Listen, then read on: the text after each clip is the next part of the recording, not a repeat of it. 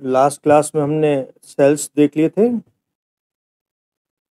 EMF समझ लिया था और इसके अलावा इंटरनल रेजिस्टेंस और सेल्स का कॉम्बिनेशंस देख लिया था। आज हमने स्टार्ट करना है किरचॉफ लॉ। देखें, हमने रेजिस्टेंस के सीरीज और पैरेलल कॉम्बिनेशंस देखे थे और सर्किट के अंदर फ्लो होने वाला करंट भी निकालना सीख लिया था। लेकिन जब कॉम्प्लेक्स सर्किट आ जाते हैं तब हमको न तो समझ में आता है कि रेजिस्टेंस सीरीज में है या पैरेलल में। जैसे एग्जांपल के लिए मैं तुम्हें एक सर्किट बताऊं। जैसे मान लें एक सर्किट ऐसा है, एक ये बैटरी, एक रजिस्टर ये यहाँ पर और एक रजिस्टर यहाँ पर और एक सपोज बैटरी यहाँ पर लगी है। अब यहाँ पर अगर हमको इफेक्टिव रेजिस्टेंस निकालना है सर्किट का, तो ना तो हमको ये सीरीज में नज़र आ रहे हैं ना ये पैरेलल में नज़र आ रहे हैं। ठीक है, तो इस तरह का, ये तो मैंने अभी थोड़ा सिंपल सर्किट बताया है।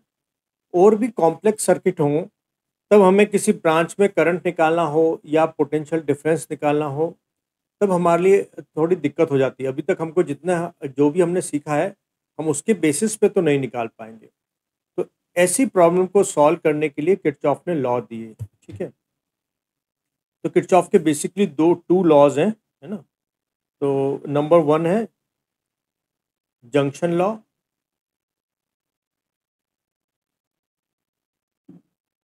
ठीक, जंक्शन लॉ क्या बोलता है, कोई भी जंक्शन पर, at a junction sum of current, sum of electric current is zero. ठीक है, ये बोलता है अगर इसको मैथमेटिकल फॉर्म में लिखें तो हम लिखेंगे एट ए जंक्शन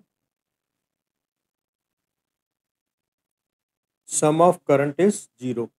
और ये किस लॉ पर बेस्ड है, ये जो लॉ है it is based on law of conservation of charge. तो it is based on law of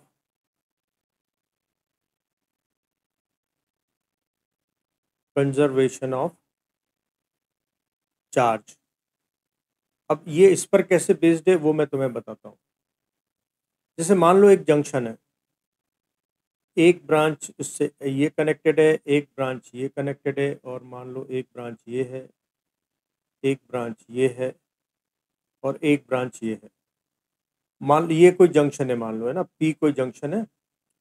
दो ब्रांचेस से यहाँ पे करंट आ रहा है, मान लो I1 और I2 यहाँ पर करंट आ रहा है और यहाँ से I3 जा रहा है, I4 जा रहा है और I5 जा रहा है।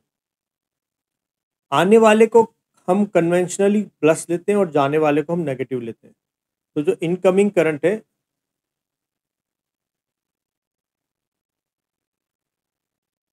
उसका साइन आपको लेना है पॉजिटिव और जंक्शन से जो आउटगोइंग करंट है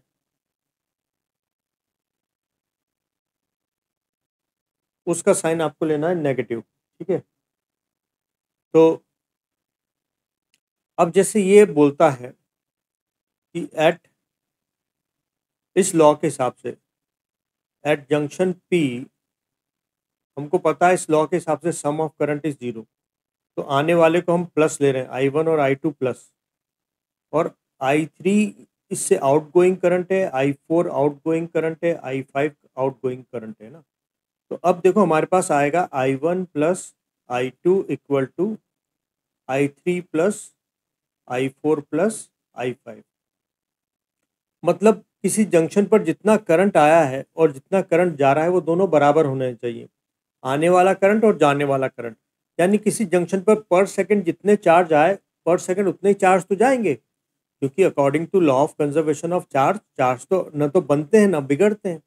तो जंक्शन तक एक सेकंड में I1 और I2 से जितने, यानी दो ब्रांच से जितने चार्ज आए, तीन ब्रांच से उतने चले गए। तो इसका सीधा सा एक और मतलब निकल सकते हैं, आने वाला करंट इक्वल टू जाने वाला करंट। या हम ऐसा भी समझते हैं कि जो दुनिया में आया है वो वापस जाएगा, तो जंक्शन को दुनिया मान लो, तो जो पैदा हुआ है मतलब I1 और I2 वो मरेगा भी, तो जो आने वाला है वो जाने वाला बराबर है, तो जो आएगा वो जाएगा। ये सीधा सा ये उसका जंक्शन लॉ हो गया। सेकंड है इसका लूप लॉ। जो सेकंड इसने लॉ दिया वो दिया इसने लूप लॉ। ये क्या बोलता है, in a loop sum of potential difference is zero. ठीक है, तो अगर मैथमेटिकली लिखूं तो in a loop sum of potential difference is zero. ठीक है, अब ये किस पर बेस्ड है, it is based on law of conservation of energy. अब ये कैसे बेस्ड है वो मैं अभी आपको बताता हूँ। देखो, मान लो मैं कोई एक लूप ले लेता हूँ, एक ये हो गया,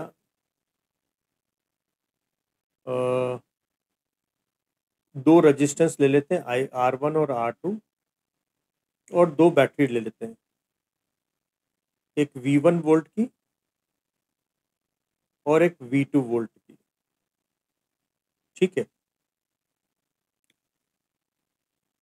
मैं अभी तुम्हें V2 बैटरी हटा देता हूँ, थोड़ा समझाने के लिए आसानी हो जाएगी मेरे को, है ना। मान लो ये V वोल्ट की बैटरी है, इसने I वैल्यू का करंट फ्लो कराया, तो R1 रेजिस्टेंस के अक्रॉस जो पोटेंशियल डिफरेंस हो जाएगा V1, और R2 के अक्रॉस पोटेंशियल डिफरेंस हो जाएगा V2।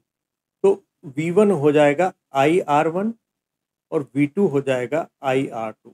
देखो, बैटरी का EMF या उसका पोटेंशियल डिफरेंस जो होता है वो होता है बैटरी 1 कूलम चार्ज को सर्किट में फ्लो कराने में कितना काम करती है। तो यहाँ पर एनर्जी देने वाला कौन है, बैटरी, और एनर्जी का कंजम्पशन करने वाले कौन है, रेजिस्टेंस R1 और R2। तो 1 कूलम चार्ज को R1 से फ्लो कराने में जो एनर्जी खर्च हो गई वो है IR1, और जो R2 से 1 कूलम चार्ज को फ्लो कराने में एनर्जी खर्च हो गई, इट इज IR2।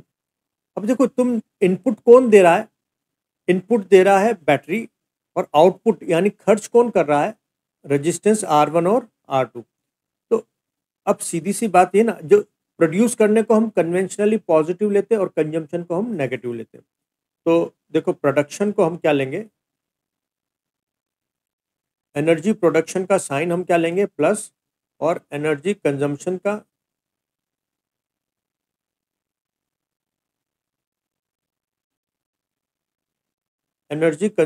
साइन हम लेंगे नेगेटिव। तो देखो, ये लॉ क्या बोलता है, sum of potential in a loop, मान लो ये लूप ले लो तुम ABCD, तो इन लूप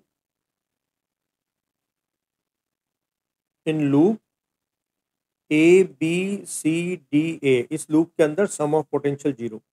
तो V एनर्जी देने वाला माइनस कंजम्पशन करने वाले IR1 और IR2, ये क्या होना चाहिए, जीरो।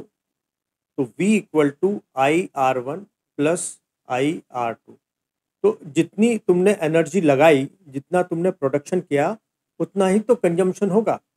तो तुम उसको पहले वाले को समझ सकते हो, जितना जंक्शन पे करंट आया उतना ही जाएगा।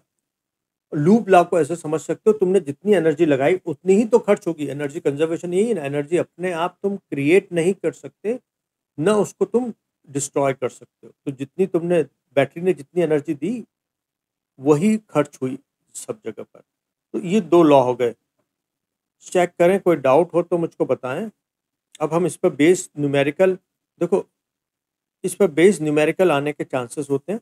एक तो स्टेटमेंट पूछ सकता है, चांसेस कम है, लेकिन इस पर बेस्ड न्यूमेरिकल आने के चांसेस ज़्यादा है। तो हम अब न्यूमेरिकल को अप्लाई करेंगे। तो पहले तो यहाँ पर चेक करें क्या आपको दोनों लॉ समझ में आ गए। ओके, इन लॉ पर बेस मैं न्यूमेरिकल अभी आपको प्रैक्टिस कराता हूँ।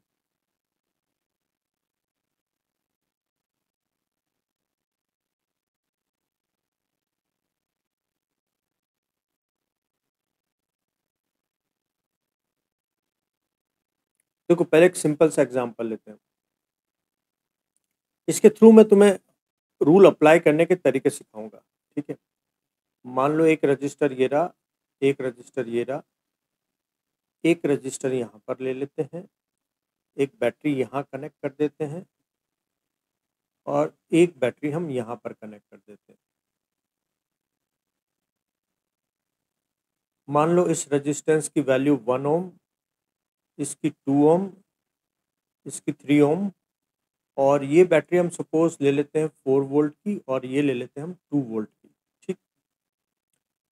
अब क्वेश्चन में भाई अलग अलग टाइप के क्वेश्चंस पूछ सकता है कि किसी रजिस्टर से कितना वैल्यू का करंट जा रहा है, जैसे एग्जांपल के लिए 2 ओम से कितना करंट पास हो रहा है, या ऐसा पूछ ले कि 2 ओम के एंड्स के अक्रॉस पोटेंशियल डिफरेंस कितना है, ठीक है। ऐसा पूछ सकता है। अभी हमको सबसे पहले क्या तुम्हें स्टेप्स बताता हूँ।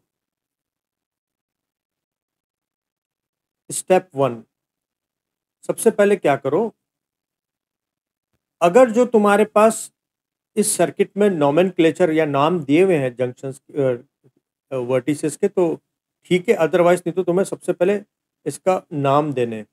तो जैसे मैं इस वर्टिस को दे देता हूँ ए, इसको दे देता हूँ बी, इसको दे देता हूँ सी, इसको दे देता हूँ डी, इसको दे देता हूँ ई और इसको दे देता हूँ एफ। तो सबसे पहले अगर नाम दिए हुए हों सर्किट के तो अच्छी बात है, नहीं तो मैं पहले स्टेप में क्या कर देता हूँ, गिव नेम टू वर्टिसेस, ठीक है। तो पहले स्टेप में हमने ये कर लेना है। दूसरी स्टेप में तुम आइडेंटिफाई करो कितनी ब्रांच है तुम्हारे सर्किट में। तो सेकंड में हमको क्या करना है, आइडेंटिफाई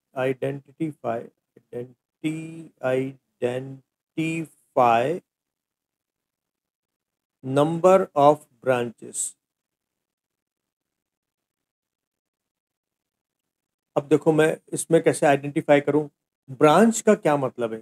जैसे अगर तुम देखो ना यहाँ पर ये जो बी ए और एफ ई ये एक ब्रांच है, तो मैं तुम्हें ब्रांच को अलग अलग कलर दे देता हूँ।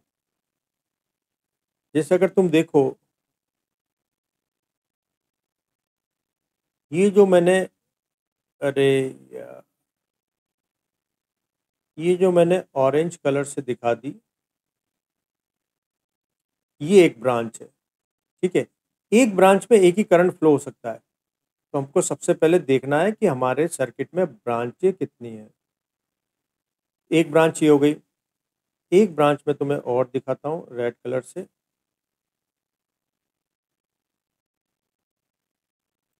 एक ब्रांच ये है। देखो इस ब्रांच के दो एंड्स हैं सबके ना, और एक ग्रीन कलर से दिखा देते हैं।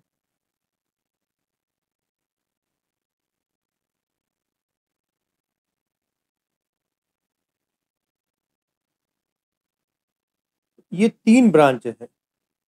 तो मुझको देखो देखने पे पता लग गया कि 3 ब्रांचेस हैं इसमें अलग अलग कलर की। तो तुमको सेकंड स्टेप में देखना है कि कितनी ब्रांचें हैं। अब हर एक ब्रांच में सिर्फ एक ही करंट फ्लो हो सकता है, तो हर ब्रांच के लिए एक करंट डिसाइड करो। तो स्टेप 3 में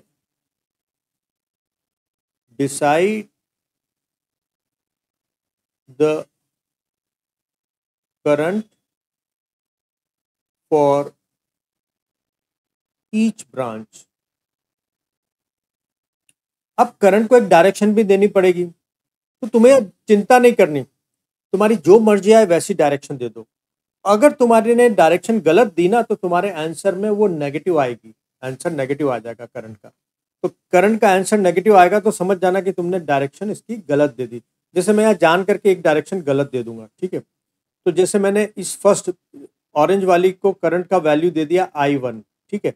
ये डायरेक्शन मैंने सही दे रखी क्योंकि 4 वोल्ट की बड़ी बैटरी है तो वो करंट अपने डायरेक्शन के अकॉर्डिंग ही फ्लो कराएगी, ठीक है।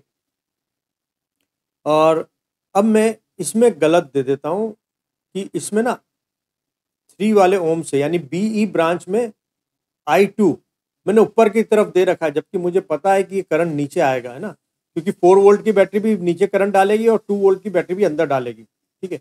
और इसका मैं करंट की डायरेक्शन सही दे देता हूँ। तो देखो मुझे तो अभी एक्सपीरियंस से पता है, तो मैंने दे दी डायरेक्शन। तो तुम्हें चिंता नहीं करनी, तुम जो मर्जी आए वो डायरेक्शन देना। अगर तुम्हारी दी हुई डायरेक्शन गलत है तो आंसर में अपने आप वो वैल्यू करंट नेगेटिव आ जाएगी, तो इसका मतलब तुमने डायरेक्शन गलत दे रखी थी। तो अभी हमने सबको डायरेक्शन दे देनी है, हर एक ब्रांच के लिए एक करंट डिसाइड कर देना है। अब स्टेप 4, तुम सबसे पहले देखो कि क्या तुम्हारे सर्किट में कोई जंक्शन है। जरूरी नहीं है कि जंक्शन बने। देखो जंक्शन कौन हो सकता है, जैसे ए जंक्शन नहीं बन सकता, जिसमें बैटरी कनेक्टेड होगी ना वो जंक्शन नहीं काउंट होगा। एक तुमको ऐसा वर्टिस ढूंढना है जहां पर बैटरी का कनेक्शन ना हो। अगर मैं ए में देखूं तो ए में एक बैटरी कनेक्टेड है, तो ए को मैं जंक्शन काउंट नहीं करूंगा। बी जंक्शन है जहां पर 3 ब्रांचें आके मिल रही है, तो तुम बी को जंक्शन ले सकते हो। सी नहीं लिया जा सकता, डी नहीं लिया जा सकता, ई लिया जा सकता है, ठीक है, एक ई भी जंक्शन है, और एफ नहीं लिया जा सकता है। अब बी और ई में से कोई एक जंक्शन पे देखो, तुमने यहाँ पर कितने वेरिएबल हो गए, तुम्हें अननोन क्वांटिटी है I1 I2 और I3, 3 अननोन क्वांटिटी है, तुम्हें 3 इक्वेशंस की जरूरत है। अब 3 इक्वेशंस तुम या तो जंक्शन लॉ और लूप लॉ की मदद से बना सकते हो। तो पहले देखो कि क्या कोई जंक्शन है, तो अगर जंक्शन है तो फिर जंक्शन लॉ लगा दो एक, है ना। तो find a junction and apply junction law. लेकिन हर बार जंक्शन मिल जाए ऐसा जरूरी नहीं होगा, लेकिन यहाँ मुझे दिख गया तो मैंने लगा दिया। देखो तो मैं क्या करूंगा, एट जंक्शन बी। अब देखो जंक्शन लॉ में क्या होता है कि सम ऑफ करंट जीरो होता है। आने वाले करंट को तुम पॉजिटिव लोगे, जाने वाले को नेगेटिव लोगे। तो चलो मैं एक काम करता हूँ कि मेरे पास बी तक देखो I1 भी आ रहा है, I2 भी आ रहा है और I3 भी आ रहा है। अब मैं जान करके एक मैं ऐसा भी बना सकता हूँ, लेकिन मैं अभी जान करके क्या कर रहा हूँ तुम्हें सिखाने के लिए। अरे यार, I3 की डायरेक्शन उल्टी ले रहा हूँ, तो अभी मेरे को पहले इसको ग्रीन कलर करना होगा।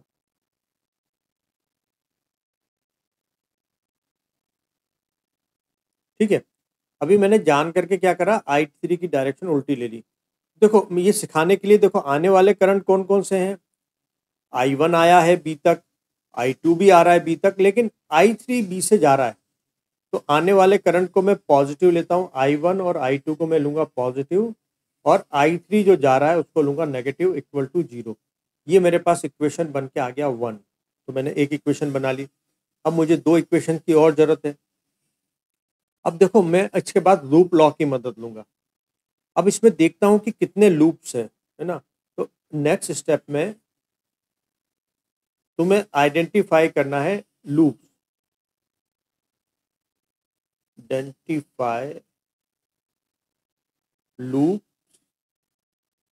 And apply loop law. अब देखो लूप लॉ लगाने के लिए मैं तुम्हें रूल बताऊंगा। अब देखो मैं यहाँ पर देखता हूँ कितने लूप है। जैसे मैं लूप ए से चालू करूँ, loop A B E F A, एक लूप मेरे पास क्या है, ए बी। मैं एक बार डायग्राम यहाँ भी बना देता हूँ ताकि समझने में हमको आसानी हो जाए।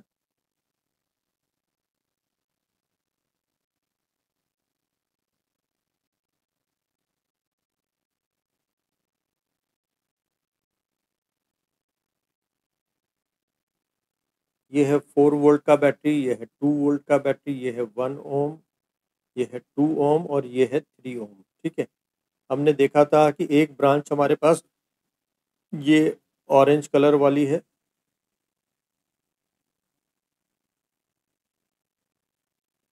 एक ब्रांच हमारे पास रेड कलर वाली है और एक ब्रांच हमारे पास ग्रीन कलर की है।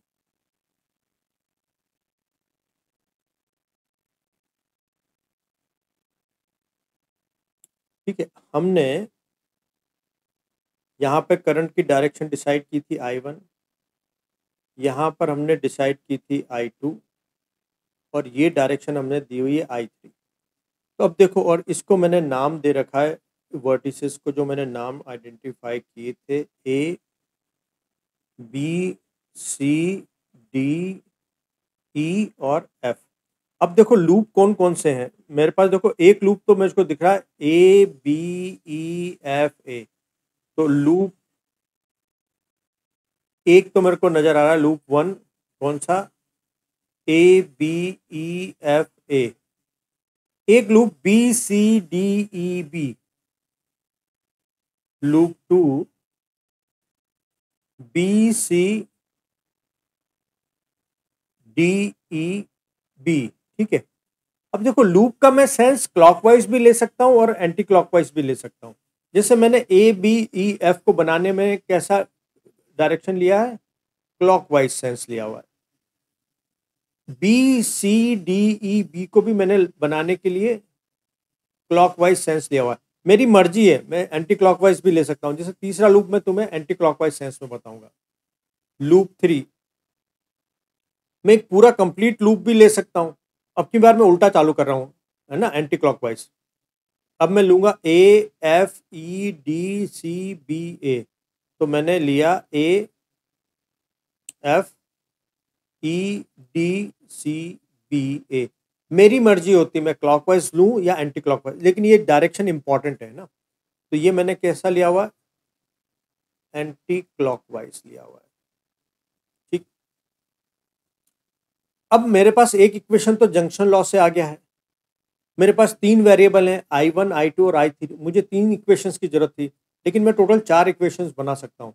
लूप 1 से भी एक इक्वेशन बन जाएगा, लूप 2 से भी बन जाएगा, लूप 3 से भी बन जाएगा। तो अभी मैं तुम्हें, अब इनमें से लेकिन मैं सिर्फ कोई भी दो लूप का यूज करूंगा और एक जंक्शन लॉ का यूज करूंगा और वैल्यू फाइंड आउट कर दूंगा। तो अभी मैं तुम्हें लूप लॉ लगाना सिखा रहा हूँ। ठीक है, अब मेरी बात ध्यान से समझना। यहाँ पर तुमको देखो रूल बताता हूँ मैं। रूल देखो, अलग अलग टीचर ये रूल अलग अलग तरीके से बता सकता है, लेकिन मैं जो तरीका बता रहा हूँ वो मेरा अपना तरीका है। तो वो सब सही हो सकते हैं ना, सबने अपने अपने हिसाब से कन्वेंशनल किए हुए हैं। तो मैं अब तुम्हें रूल बताता हूँ करंट के लिए। Rule number 1 for current.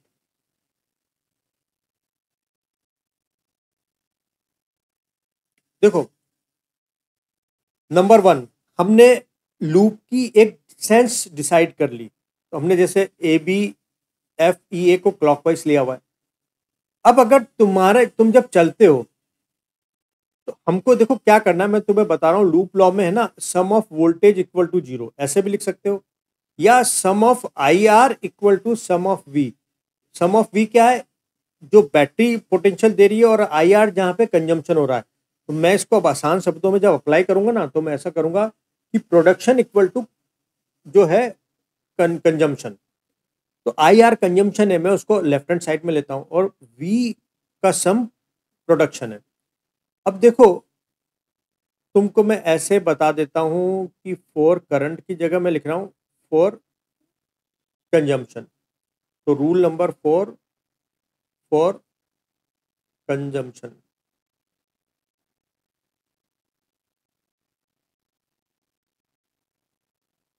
तो लेफ्ट हैंड साइड में हमको IR लेना है। तो जैसे तुम लूप में चलना स्टार्ट करते हो और तुम्हें कोई रेजिस्टेंस नजर आए, तो तुम चेक करो कि तुम्हारे चलने की सेंस में करंट फ्लो हो रहा है, तब तो IR पॉजिटिव ले लेना। तो जब तो IR का साइन या तो पॉजिटिव होगा या नेगेटिव होगा। IR का साइन पॉजिटिव या नेगेटिव। तो तुम पॉजिटिव कब लोगे, जब करंट तुम्हारे जो लूप का सेंस है, ये जो क्लॉकवाइज और ये है, इट इज क्या है, सेंस ऑफ लूप। तो पॉजिटिव कब लेना है, इफ करंट इज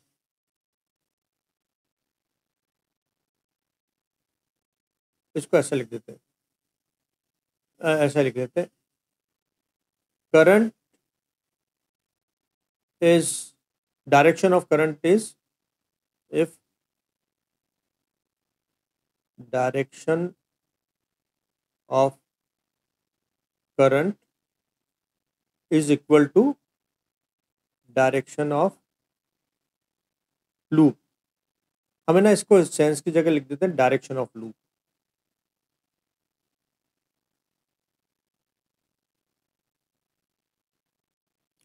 अगर जो करंट की डायरेक्शन और तुम्हारे लूप की डायरेक्शन सेम हो तब तो आई आर का साइन पॉजिटिव ले लेना। नेगेटिव कब लेना? जब ये डायरेक्शन सेम ना हो, मतलब करंट अलग सेंस में जा रहा है, जिसे मैं तुम्हें लूप लॉ का यूज करके बताता हूँ। जैसे मैं क्या लिखूंगा, अच्छा बैटरी का भी पहले बताता हूँ। दूसरा, फॉर प्रोडक्शन, प्रोडक्शन में क्या है, वी के साइन। बैटरी का पोटेंशियल या तो तुम प्लस लोगे या नेगेटिव लोगे, ठीक है। प्लस कब लोगे?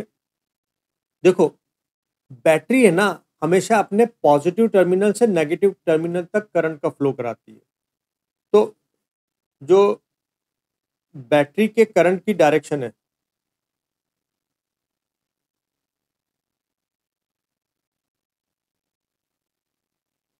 Direction of flow of current from battery,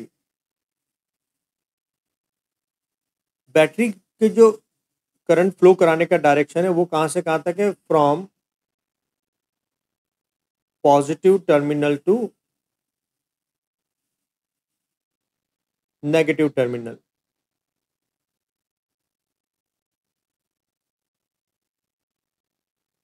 देखो, जैसे अगर मैं 4 वोल्ट की बैटरी का देखूं तो 4 वोल्ट की बैटरी कैसे करंट फ्लो कराएगी? क्लॉकवाइज, क्योंकि इसका पॉजिटिव से नेगेटिव टर्मिनल के लिए तुमको घूमने के लिए कैसे घूमना पड़ेगा?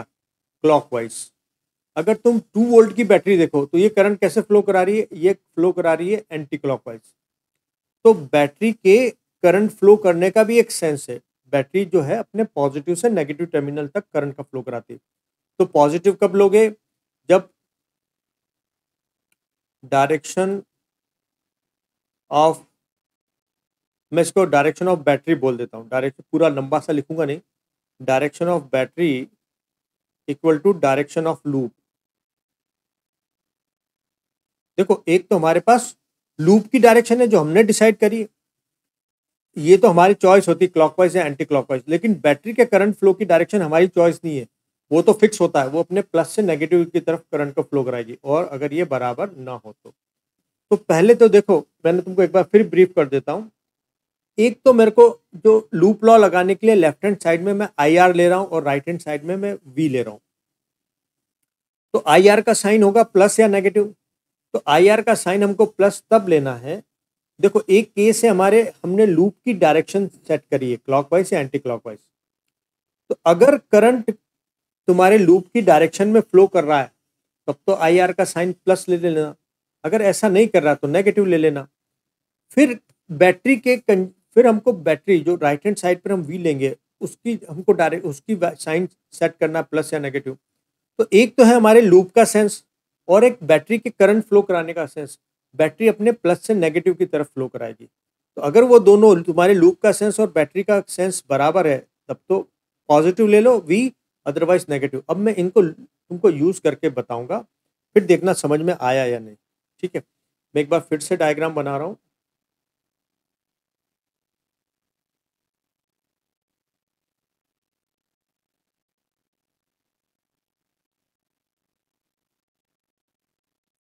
ये है 4 वोल्ट की बैटरी, ये है 2 वोल्ट की बैटरी, ये है 1 ओम, 2 ओम, 3 ओम।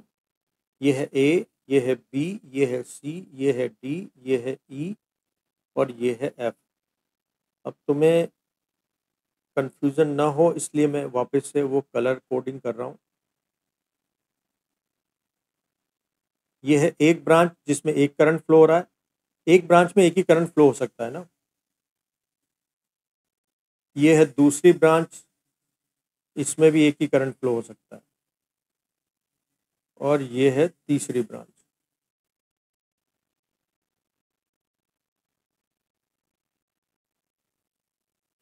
ठीक है, यहाँ पे करंट हमने माना था I1, यहाँ पर हमने सपोज किया था I2 और यहाँ पर सपोज किया था I3। अब मैं तुम्हें लूप लॉ लगाना सिखा रहा हूँ। इन लूप ABEFA मैंने चलना कैसे डिसाइड किया? क्लॉकवाइज। ठीक है, मैं क्लॉकवाइज मूव कर रहा हूँ। अब तुम्हें लेफ्ट हैंड में जितने भी आई आ रहे हैं उनको लेना है। तो मैं देखो ए से तुमको चलना स्टार्ट करना है। कहाँ से? ए से बी। तुम जैसे ही ए से बी जा रहे हो तो तुम्हें रास्ते में एक रजिस्टर मिलता है 1 ओम का, और तुम देखते हो उसमें करंट I1 जो है वो उसी सेंस में चल रहा है जिस सेंस में हम चल रहे हैं। तो करंट भी फ्लो बी से ए हो रहा है और हम भी कहाँ से जा रहे हैं? ए से बी। तो यहाँ पर तुमको I इंटू आर ये पॉजिटिव लेना है। फिर मैं बी से जब ई आ रहा हूं तो मैं तो देख रहा हूं, मैं तो बी से ई जा रहा हूं लेकिन करंट ई से बी आ रहा है। तो यहां पर अब तुम्हें नेगेटिव लेना है। अगर तुम्हारे चलने का सेंस क्लॉकवाइज और इस I2 के चलने का सेंस एंटी क्लॉकवाइज है तो अब तुम्हें करंट को नेगेटिव लेना है। तो 3 इंटू I2। अब देखो इस लूप में और कोई बचा नहीं रजिस्टर, तो लेफ्ट हैंड साइड पे मैंने सारे IR ले लिए इक्वल टू। अब राइट हैंड साइड में हमको बैटरी का वोल्टेज लेना है। तो मैं देखता हूं कि मैं ABEF में क्लॉकवाइज घूम रहा हूं और 4 वोल्ट की बैटरी का करंट का सेंस भी क्लॉकवाइज है। तब तो भाई तुम 4 ले लेना। तो ये इक्वेशन हो गया 2। तो एक और, अब देखो मैं दूसरा लूप के लिए लॉ लगाता हूं। In loop BCDEB। अब मैं देखो मैं चलना स्टार्ट कर रहा हूं बी से सी की तरफ, और देखो इस 2 ओम से करंट भी यानी जो I3 जा रहा है वो भी बी से सी जा रहा है। तो ठीक है, तुम प्लस ले लेना इसको IR। फिर मैं और आगे चला तो मुझे एक रेजिस्टेंस और मिला 3 ओम का। मैं जा रहा हूं ई से बी और करंट भी ऊपर जा रहा है। तो भाई तुम्हारे सेंस में है करंट, तो इसको पॉजिटिव ले लो इक्वल टू। मैंने लूप का सेंस लिया हुआ है क्लॉकवाइज, लेकिन बैटरी 2 वोल्ट की बैटरी देखो करंट उल्टा फ्लो कराती है एंटी क्लॉकवाइज, यानी 2 वोल्ट जो है वो एंटी क्लॉकवाइज। तो यहाँ पे ले लेना -2। तो ये हो गया तीसरा इक्वेशन। अब मैं एक पूरा लूप ले लेता हूँ, इसमें सेंस मैंने उल्टा लिया था। In loop AFEDCBA। ठीक है, तो मेरा लूप मैंने अब एंटी क्लॉकवाइज सेंस में लिया हुआ है। तो मैं ए से एफ चलना स्टार्ट करता हूँ, कोई रेजिस्टेंस नहीं दिखा। एफ से डी में भी कोई रेजिस्टेंस नहीं है, डी से सी में भी कोई रेजिस्टेंस नहीं है। लेकिन मैं जैसे सी से बी जा रहा हूँ तो एक 2 ओम का रेजिस्टेंस है, लेकिन मैं तो सी से बी जा रहा हूँ, करंट आ रहा उल्टा। तो करंट उल्टा आ रहा है तो IR नेगेटिव। फिर मैं जा रहा हूँ बी से ए, मैं बी से ए जा रहा हूँ लेकिन करंट तो ए से बी चल रहा है, तो नेगेटिव I1 इक्वल टू। तो अब देखो खाली 2 रेजिस्टेंस थे लूप में, मैंने दोनों के लिए IR लिख लिया। अब राइट हैंड साइड में मैं वोल्टेज लिखूंगा बैटरी के। तो मैं जैसे ही ए से एफ चलता हूँ तो मैं देखता हूँ कि ये जो मैं तो चल रहा हूँ एंटी क्लॉकवाइज, लेकिन 4 वोल्ट की बैटरी करंट दे रही है क्लॉकवाइज। हमारे सेंस उल्टे हैं तो -4। उसके बाद जब मैं डी से मैं घूम रहा हूँ एंटी क्लॉकवाइज, और 2 वोल्ट की बैटरी भी एंटी क्लॉकवाइज करंट फ्लो कराती है पॉजिटिव से नेगेटिव के लिए, तो ये हो जाएगा प्लस। तो ये मैंने देखो तुम्हें 4 इक्वेशंस बनाना सिखाया, एक बी पर जंक्शन लॉ और 3 लूप मैंने तुमको समझाया इस किरचॉफ लॉ को अप्लाई करना। तो एक बार चेक करके बताओ क्या मेरी बात क्लियर है? हालांकि जब तुम अप्लाई खुद करोगे तो ज़्यादा क्लियरिटी आएगी, लेकिन अभी देखो अभी बात क्लियर है। अब मैं तुम्हें इनको सॉल्व करना सिखाऊंगा कि I1 I2 और I3 की वैल्यू मैं कैसे ऑब्टेन करता हूँ।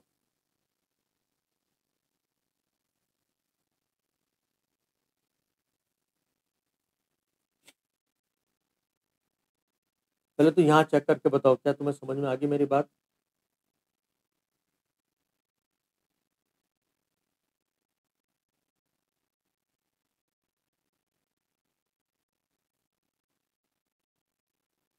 ओके, अब मैं तुम्हें बताता हूँ मैं सॉल्व कैसे करता हूँ इनको ना। देखो इससे पहले मुझे एक जंक्शन लॉ भी पता है, तो मैं एक बार पहले नेक्स्ट पेज पे लिख लेता हूँ। ठीक है, एक मेरे पास ये था रेजिस्टेंस, एक ये था, और एक बैटरी यहाँ पे लगी हुई है, एक रजिस्टर यहाँ है, एक बैटरी यहाँ पर है। ये है ए, ये है बी, ये है सी, ये है डी, ये है ई, और ये है एफ। ये है 4 वोल्ट, ये है 2 वोल्ट, ये 1 ओम, 2 ओम, 3 ओम। यहाँ पे करंट फ्लो हो रहा है I1, इस ब्रांच से करंट हो रहा है I2, इस ब्रांच में करंट हो रहा है I3। एक ब्रांच हमारे पास ये ऑरेंज कलर में है, एक ब्रांच हमारे पास रेड कलर में है, और एक ब्रांच हमारे पास ये ग्रीन कलर की है। ठीक है, अब देखो मैंने एक तो तुम्हें बताया था एट जंक्शन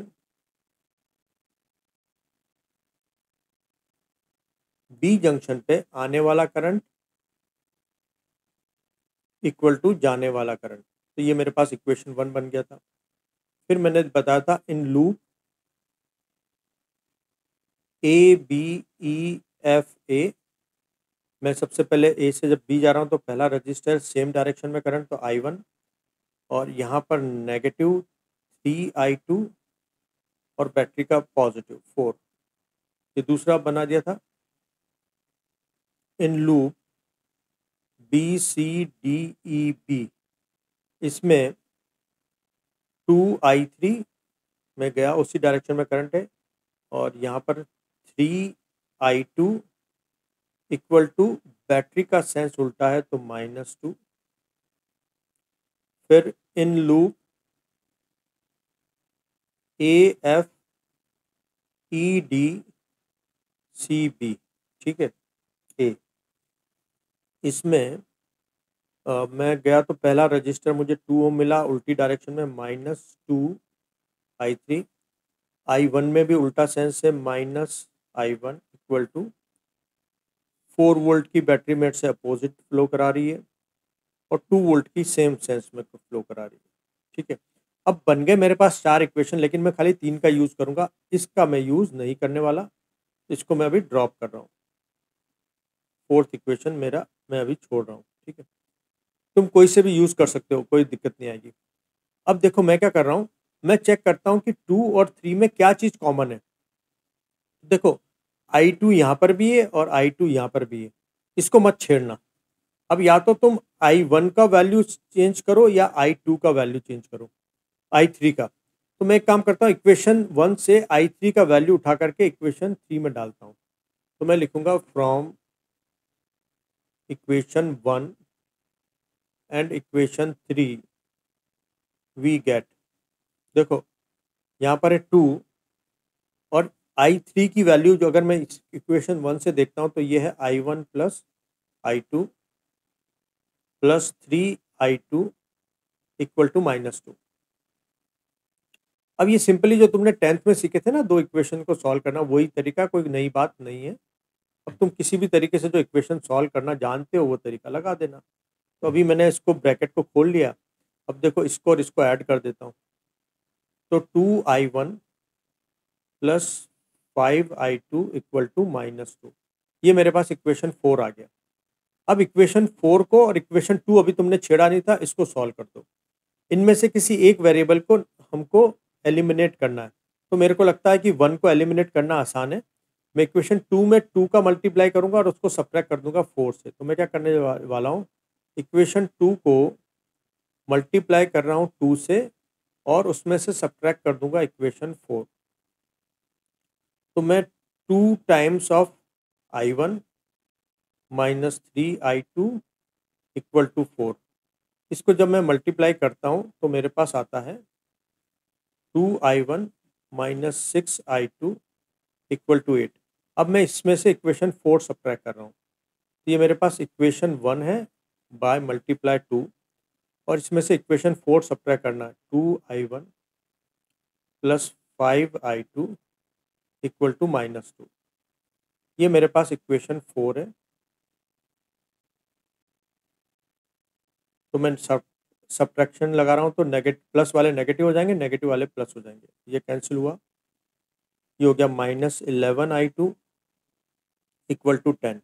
अब देखो जैसे मैंने कहा था ना, मैंने i2 का साइन गलत लिया हुआ है, ये मेरे इस ऊपर नहीं जा रहा, ये b से e फ्लो कर रहा है, ठीक है। तो i2 इक्वल टू हो जाएगा 10 -10 अपॉन 11 एम्पियर। तो मुझे i2 का वैल्यू मिल गया, और नेगेटिव साइन शो कर रहा है कि हमने डायरेक्शन गलत डिसाइड की हुई है, करंट b से e आ रहा है, न कि e से b जा रहा है। अब मुझे i2 मिल गया है। अब मुझे, अब जैसे ये जो इक्वेशन है, मैं i2 का वैल्यू अगर मैं डाल दूं इक्वेशन 2 में तो मुझे i1 मिल जाएगा। तो मैं लिखता हूँ फ्रॉम इक्वेशन 2। देखो इक्वेशन 2 हमारे पास क्या है, i1 -3i2। तो i2 का वैल्यू है -10/11, -10/11 और इक्वल टू में क्या है 4। तो यहाँ से हमारे पास i1 आ जाएगा minus minus +30 upon 11 equal to 4। तो i1 इक्वल टू 4 -30/11, ये हो जाएगा 44 -30 अपॉन 11, और ये हो जाएगा 44 में से 30 गया तो 14। अब देखो i1 का साइन प्लस आया, इसका मतलब i1 की जो हमने डायरेक्शन डिसाइड की थी वो सही है एकदम। अब i3 निकालना, तो या तो इक्वेशन 1 में i1 और i2 डाल दो, या इक्वेशन 3 में i2 डाल दो। तो मैं इक्वेशन 1 की हेल्प ले रहा हूँ। तो फ्रॉम इक्वेशन 1, इक्वेशन 1 क्या है, i1 plus i2 equal to i3। तो i3 इक्वल टू हो जाएगा, i1 कितना है 14 अपॉन 11, और i2 कितना हमारे पास -10/11। तो ये हो जाएगा 4 अपॉन 11 एम्पियर। तो मतलब i3 की डायरेक्शन भी सही है, क्योंकि ये 4 वोल्ट की बैटरी ना सबको कंट्रोल कर जाएगी कि ये ऐसे करंट फ्लो कराएगी, ये ऐसे करंट फ्लो कराएगी। तो एक्चुअली हमारे सर्किट में जो करंट का सही डायरेक्शन और वैल्यू जो है ना, वो अब मैं तुम्हें सर्किट डायग्राम में बना करके दिखा रहा हूँ। इस हमारे आंसर के हिसाब से क्या बन रहा है इस सर्किट के अंदर, ये बोल रहा है कि 4 वोल्ट की बैटरी डोमिनेंट हो गई और इसने करंट को फ्लो कराया। यहाँ से टोटल करंट जो i1 जा रहा है, इट इज़ 14 अपॉन 11 एम्पियर। फिर वो इधर और इधर बट रहा है, तो यहाँ से जो i3 जा रहा है इट इज़ 4/11, और यहाँ से जो जा रहा है इट इज़ 10/11। देखो जंक्शन लॉ भी सही हो गया ना, यहाँ पे 14 अपॉन 11 था, उसका 10 इधर चला गया और 4 इधर चला गया, तो पूरा सर्किट इस तरह से कंट्रोल है। अब वो मुझसे अलग अलग रजिस्टर से करंट पूछता तो मैं बता देता, भाई 1 ओम से जा रहा है 14/11, 2 ओम से जा रहा है 10/11, और 3 ओम से जा रहा है 4/11।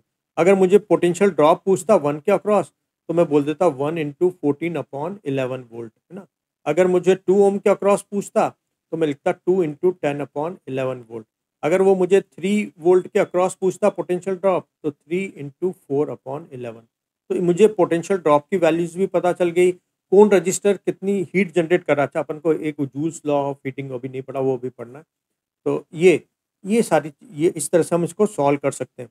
तो चेक करके बताएं, कोई डाउट हो तो पूछें, और समझ में आ गया तो ठीक, मैं तुम्हें एक टाइप का क्वेश्चन दे रहा हूँ, इसी टाइप का क्वेश्चन दूंगा।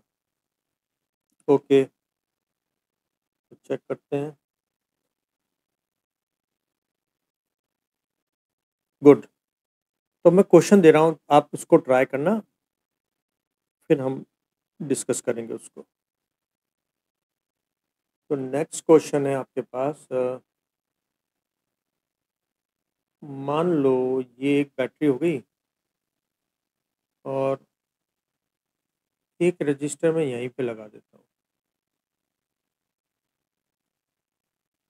और एक रजिस्टर यहाँ ले लेते हैं, और एक बैटरी भी लगा लेते हैं इसके साथ। एक बैटरी ऐसे लगा लेते हैं, और एक बैटरी हम यहाँ पर दे देते हैं, और एक रजिस्टर यहाँ लगा लेते हैं। तो मान लो ये है 4 वोल्ट, ये मान लेते हैं 1 ओम, ये 2 ओम, ये 3 ओम, ये है 1 वोल्ट की बैटरी और ये है 2 वोल्ट की बैटरी।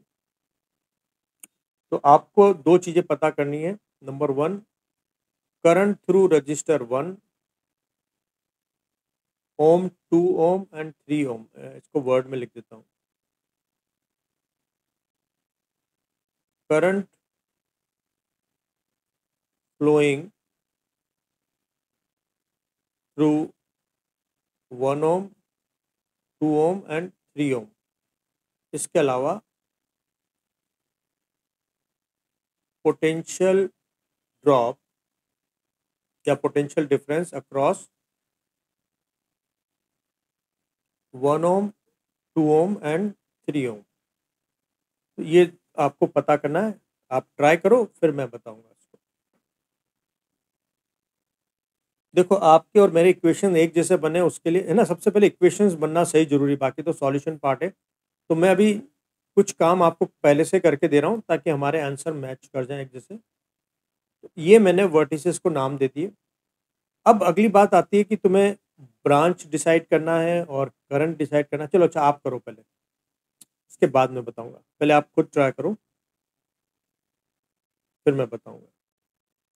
तुम्हें एक बात और बता दो, तुम्हें इस क्वेश्चन में जंक्शन नहीं मिलेगा कोई भी, तो आप जंक्शन लॉ नहीं लगा पाओगे।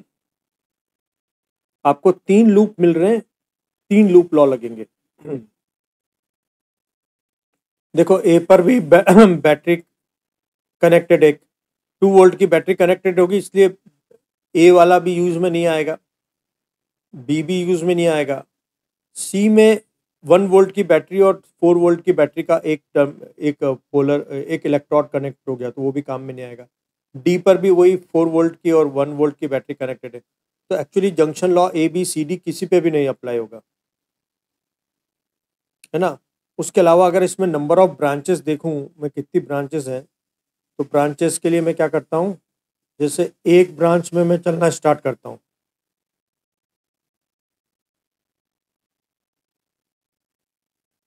तो ये इसका एक एंड आ गया। तो ये ए डी भी एक ब्रांच हो गई।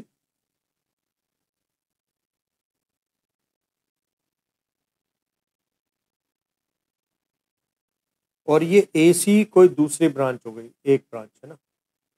और थर्ड ब्रांच है मेरे पास ये वाली।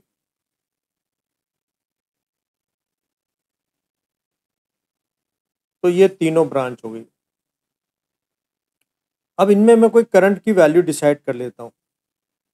जैसे मान लो तुम्हें कुछ भी नहीं सूझ में, कुछ भी ना पता चले, तो तुम ए की तरफ ले लो, I1, तुम्हारी जो मर्जी आई लिख लो, I2 और I3। ठीक है, मैंने ऐसे डिसाइड कर लिया। आपने हो सकता है दूसरी तरह से डिसाइड किया होगा, कोई दिक्कत वाली बात नहीं, कोई फर्क नहीं पड़ता उससे। ठीक है, लेकिन जहाँ तक मुझे नज़र आ रहा है कि मैंने I2 गलत चूज़ कर लिया और I3 भी गलत चूज़ कर लिया, क्योंकि 4 वोल्ट की बैटरी बड़ी है, वो इन दोनों को डोमिनेट कर जाएगी और वो करंट ऐसे फ्लो कराएगी। लेकिन कोई बात नहीं, हम अपनी मर्जी से कैसा भी करंट दे सकते हैं। तो अब आपने चेक करना है कि लूप लॉ आपके सही है या नहीं। पहले तो यहाँ तक देखो, करंट की डायरेक्शन को छोड़ करके बाकी आपका आपने जो अप्रोच लगाई वो ऐसी ही है जैसे मैंने देखा कि यहाँ पर 3 ब्रांच और 3 करंट फ्लो हो रहे होंगे। देखो यहाँ तक क्लियर है, तो फिर हम आगे लूप लॉ पे जाएंगे। चेक करने के लिए आप क्या करो, मैं आपको एक लूप डिसाइड कर देता हूँ, आप लूप लॉ बताना मुझको। तो देखो, जंक्शन लॉ तो क्योंकि कहीं नहीं लग रहा, वो मैंने चेक कर लिया कि हर एक जंक्शन पे कोई ना कोई बैटरी कनेक्टेड है। जैसे ए पर 2 वोल्ट की बैटरी की वजह से जंक्शन लॉ नहीं लगा पाऊंगा, क्योंकि 2 वोल्ट की बैटरी का पॉजिटिव टर्मिनल कनेक्टेड है। सी पर 1 वोल्ट और 4 वोल्ट के टर्मिनल कनेक्टेड है, वो भी नहीं हो पाएगा। डी पर भी वही बात, और ए और बी पर भी वही बात। तो हम क्या करेंगे, लूप लॉ लगाएंगे। तो इन लूप,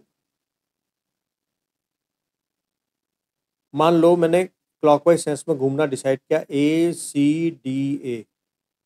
इस लूप के लिए देखो, लूप लॉ आपका और मेरा सेम आएगा, चाहे आप क्लॉकवाइज घूमो या एंटी क्लॉकवाइज घूमो, वो सेम इक्वेशन बनेगा। बस प्लस माइनस का साइन इधर उधर हो सकता है। तो देखो, मैं ए से चलना शुरू करता हूँ। तो मेरे को पहला रजिस्टर मिलता है 2 ओम का। मैं तो जा रहा हूँ ACC, लेकिन करंट आ रहा है I1 उल्टा, तो मैं इसको लिखूंगा -2I2। फिर मैं जब D से A आ रहा था तो एक रजिस्टर मिला, इसमें करंट सेम डायरेक्शन में I1, और मैं क्लॉकवाइज घूम रहा हूँ। तो ये जो बैटरी है 4 वोल्ट की, ये भी क्लॉकवाइज करंट फ्लो करा रही है, और 1 वोल्ट की बैटरी भी क्लॉकवाइज करंट फ्लो करा रही है, तो +1। ये मेरे पास इक्वेशन 1 हो जाएगा।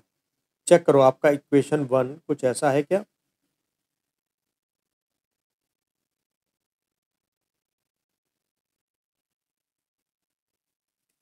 चेक करके बताएं, यहाँ तक क्लियर है क्या?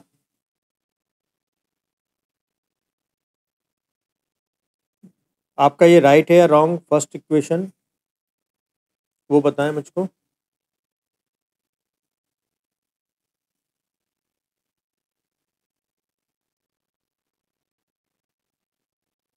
आपने जो इस लूप के लिए ACD लूप के लिए जो आपने यूज़ किया हुआ इक्वेशन, क्या वो ऐसा ही है जैसा मैंने बनाया?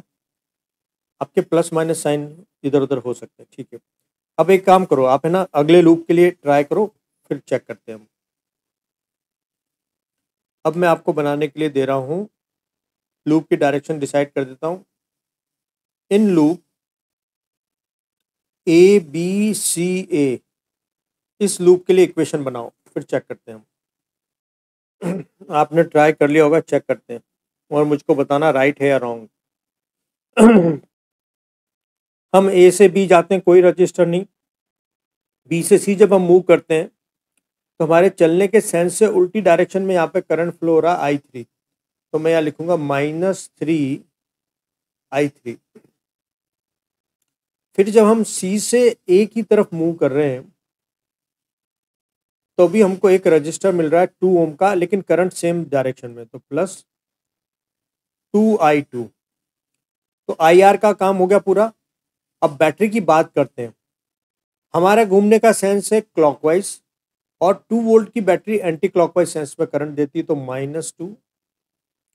और हमारा घूमने का सेंस क्लॉकवाइज, और 1 वोल्ट की बैटरी का करंट फ्लो कराने का सेंस माइनस और एंटी क्लॉकवाइज, तो -I। तो ये इक्वेशन आ जाना चाहिए -3I3 +2I2 = -3। ये इक्वेशन 2 राइट है या रॉन्ग बताएं।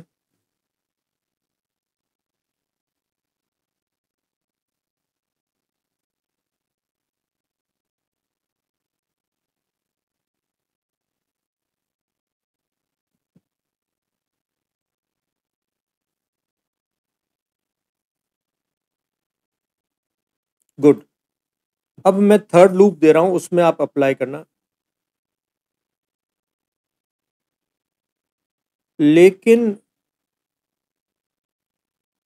पॉजिटिव साइन नेगेटिव, मतलब ऐसा हो सकता है कि आपका इक्वेशन यहाँ +3I3 -2I2 और +3 हो, ऐसा हो सकता है। इधर के साइन उधर और उधर के साइन इधर हो सकते हैं, लेकिन अल्टीमेटली इक्वेशन यही होना चाहिए। और गलत है तो आप उसको करेक्शन कर लो। और मैं अब आपको एक और लूप दे रहा हूँ। इन लूप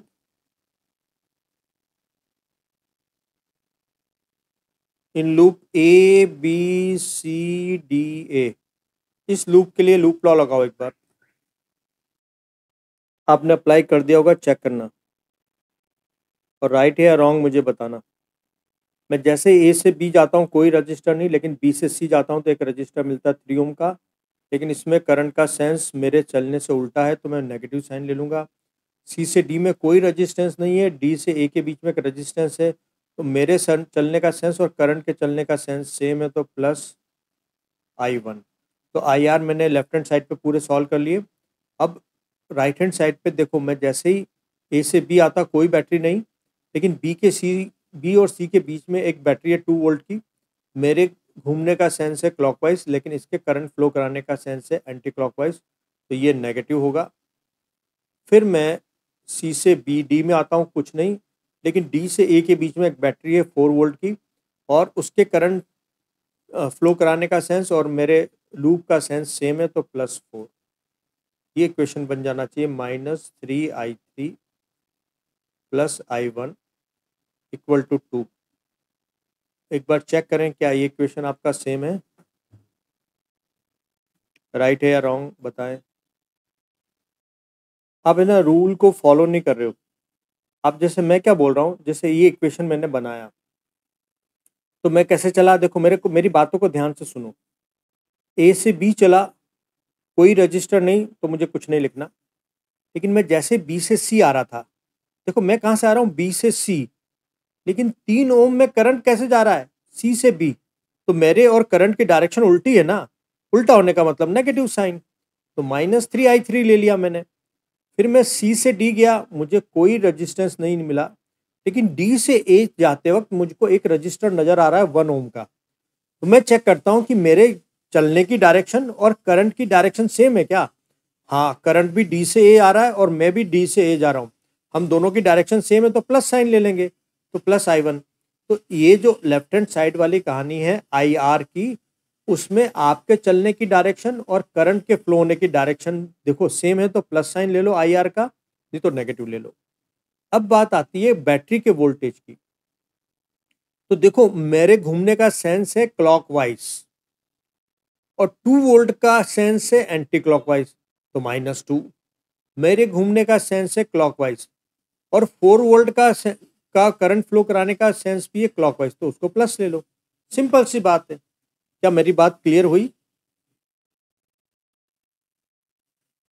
समझ में आया तुम गलती कहाँ कर रहे हो। ओके, अब है इनका सॉल्यूशन वाला पार्ट। एक बार अब सॉल्व कर दो, I1 I2 और I3 की वैल्यू इन इक्वेशन से निकाल करके देखो सेम आती, फिर उसके बाद मैं सॉल्व करके बताऊंगा। अब इन तीनों इक्वेशंस को सॉल्व करो और वैल्यू निकाल के बताओ I1 I2 और I3 की। एक बार आप ट्राई करें, फिर मैं बताता हूँ मैं कैसे सॉल्व करता हूँ इसको। आपने ट्राई कर लिया होगा, हम चेक करेंगे। देखो I1 और I2 और I3 की वैल्यू कैसे कैलकुलेट करते हैं। ठीक है, सुनो देखो, मेरे पास इक्वेशन 1 है -2I2 + I1 = 5। मैं इधर लिख देता हूँ -2I2 + I1 = 5। This is equation 1, -2I2 + I1 = 5। Second equation है -3I3 + 2I2 = -3। -3I3 + 2I2 = -3। Check करते हैं, -3I3 + 2I2 -3। Okay, third equation है -3I3 + I1, -3I3 + I1 = 2। तो ये तीन इक्वेशंस को हमको सॉल्व करके I1 I2 और I3 का वैल्यू फाइंड आउट करना है। मैं एक बार ऑब्जर्व करता हूँ, आप देखो कि फर्स्ट इक्वेशन I1 और I2 में है, सेकंड I2 और I3 में है, ठीक है, और थर्ड वाली I1 और I3 में। मैं एक काम करता हूँ ना, इन दोनों इक्वेशन से I2 को एलिमिनेट कर देता हूँ और फिर बचेगी मेरे पास इक्वेशन I1 और I3 में, उसको 3 से सॉल्व कर दूंगा। तो मेरा अप्रोच फिर ये है कि मैं इन दोनों में से एलिमिनेट करूंगा, क्योंकि मुझे दोनों में ना I2 कॉमन नजर आया। एलिमिनेट I2 इन दो इक्वेशन से, और फिर I1 और I3 में हमको इक्वेशन मिलेगा, तो फिर हम उसको 3 से सॉल्व कर देंगे। तो मैं क्या करता हूँ, इनको सिंपली ऐड कर देता हूँ। Adding equation 1 and equation 2 we get, तो -2I2 + I1 = 5 में ऐड कर रहा हूँ, -3I3 + 2I2 = -3। ठीक है, ये मेरे पास इक्वेशन 1 है, ये मेरे पास इक्वेशन 2 है। तो -2 और ये प्लस कैंसिल हो गए।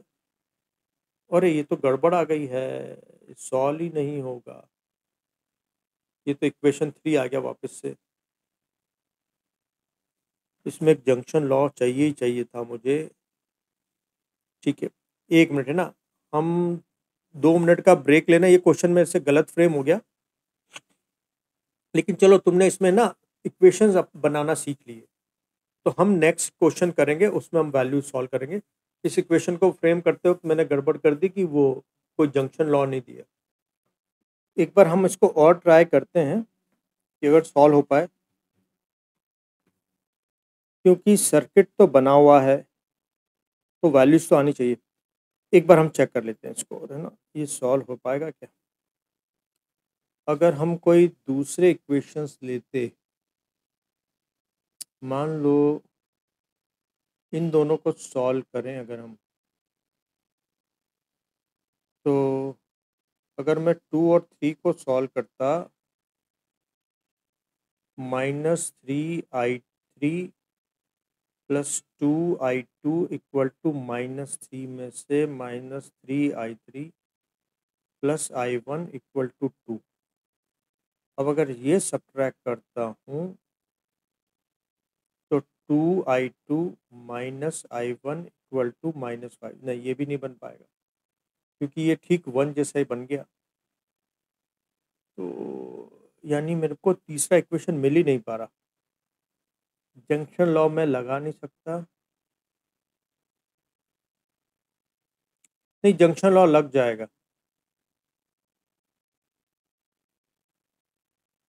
Okay, sorry. तो ये जो मैंने जंक्शन लॉ के लिए, ठीक है, यहाँ कोई रूल तो लिखा है नहीं मैंने, तो जंक्शन लॉ लग जाएगा, यहाँ पे लगा सकते हैं। तो जो मैंने पहले आर्गुमेंट आपको दी ना जंक्शन लॉ के लिए कि वो बैटरी वैटरी का टर्मिनल वो भूल जाना, वो मेरे को उसका ध्यान रह गया कैपेसिटर का। यहाँ पर ऐसा कोई रिस्ट्रिक्शन नहीं है। तो आप मुझको बताओ, कोई भी जंक्शन ले लो, जैसे ए ले लो, तो एट जंक्शन ए रूल लगा के बताओ। जंक्शन ए पर आप जंक्शन लॉ लगा के बताओ एक बार। मुझको कैपेसिटर का ध्यान रह गया कि वहां पर प्लेट का रूल रहता है, लेकिन यहाँ पर ऐसा कोई रूल नहीं है। आप तो सीधा जंक्शन आइडेंटिफाई करो जहाँ पर तीनों ब्रांच मिल रही हो ना। तो दो जंक्शन है आपके पास, एक ए और सी। इस जंक्शन पर आप जंक्शन लॉ लगा सकते हो। तो जंक्शन ए पर लगाओ जंक्शन लॉ और फिर सॉल्व कर दो। हम थर्ड वाला इक्वेशन यूज नहीं करेंगे, जंक्शन लॉ वाला यूज करेंगे, फिर हमारा सॉल्व हो जाएगा।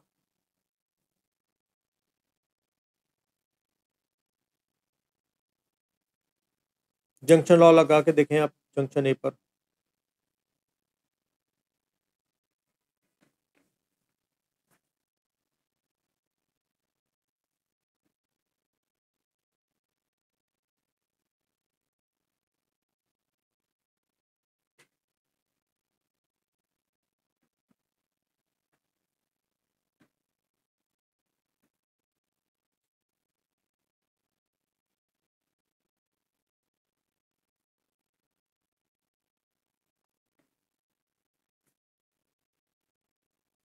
लगा दिया आपने? देखो चेक करके बताओ राइट या रॉन्ग। अगर मैं जंक्शन ए पर देखूं तो I1 भी आ रहा है, I2 भी आ रहा है, I3 भी आ रहा है। तो मैं ऐसा लिखूंगा I1, आने वाले करंट I1, I2 और I3, और इट इज इक्वल टू 0। ये इक्वेशन हमारे पास 4 बन जाएगा। चेक करें, कोई डाउट? राइट या रॉन्ग पहले बताओ। क्या आपका भी ये इक्वेशन बना है I1 + I2 + I3 = 0?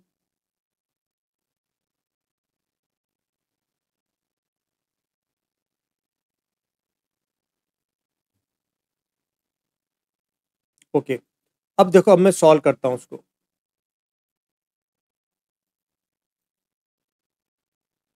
तो हम है ना यहाँ से ये सारी कहानी को हटाते हैं। तो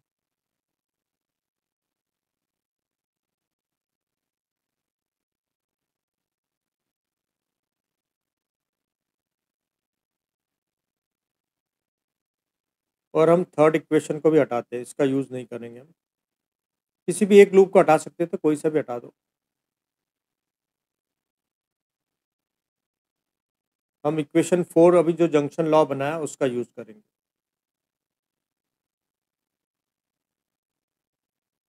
ओके, तो अभी हमारे पास जंक्शन लॉ आ गया है I1 + I2 + I3 = 0।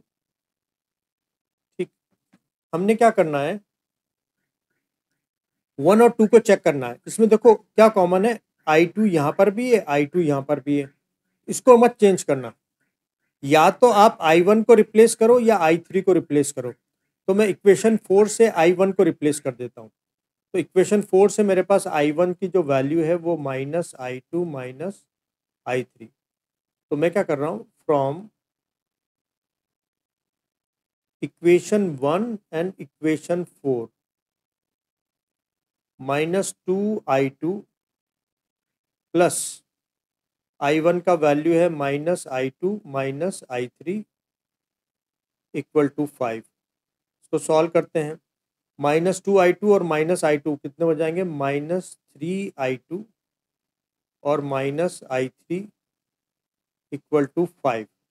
ये इक्वेशन हो गया 5। अब मुझे 5 को और जो मैंने यूज़ नहीं किया 2, इसमें इनको सॉल्व करना है। मुझे किसी एक को एलिमिनेट करना है। तो हम एक काम करते हैं, इक्वेशन 5 को 3 से मल्टीप्लाई करके उसको सब्ट्रैक्ट कर देते, उसमें से सब्ट्रैक्ट कर देते 2। तो मैं क्या कर रहा हूँ, इक्वेशन 5 को मैं मल्टीप्लाई करूँगा 3 से और इसमें से सब्ट्रैक्ट कर दूंगा इक्वेशन 2। ठीक है। तो 5 में मैं इक्वेशन 5 में मैं 3 का मल्टीप्लाई कर रहा हूँ। तो -9I2 -3I3 इक्वल टू 15, है ना। मैंने 5 को 3 से मल्टीप्लाई कर दिया। ओके, अब इसमें से मैं सब्ट्रैक्ट करूंगा 2। तो 2 है मेरे पास -3I3 +2I2 इक्वल टू -3। तो मुझे सब्ट्रैक्ट करना, तो नेगेटिव प्लस हो जाएगा, प्लस नेगेटिव हो जाएगा और नेगेटिव प्लस हो जाएगा ना। माइनस साइन आगे लगाएंगे ना, तो माइनस से अंदर सारे साइन बदल जाएंगे। अब ये देखो, यहाँ पर है माइनस का 3I3 और यहाँ है प्लस का 3I3, ये सब्ट्रैक्ट हो जाएगा। -I2, देखो -9I2 और -2I2, तो -11I2 इक्वल टू 18। तो मेरा I2 का साइन उल्टा है।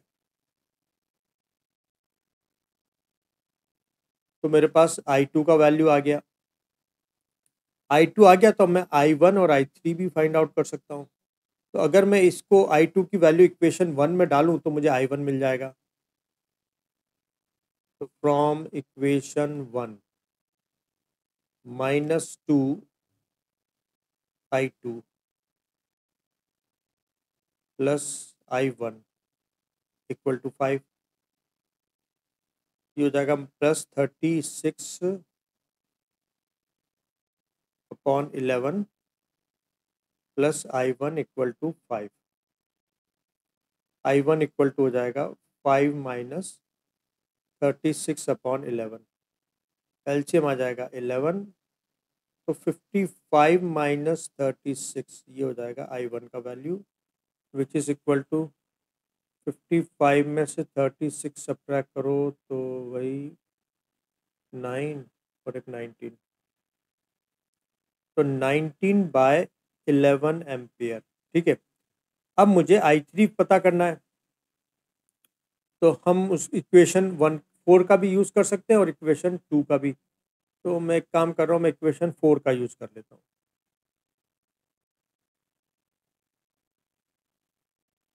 तो फ्रॉम इक्वेशन 4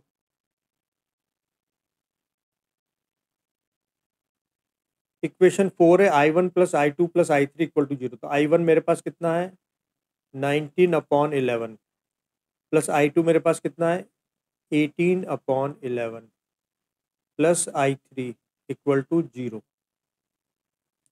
तो 19 में से 18 गया तो 1/11 प्लस I3 इक्वल टू 0।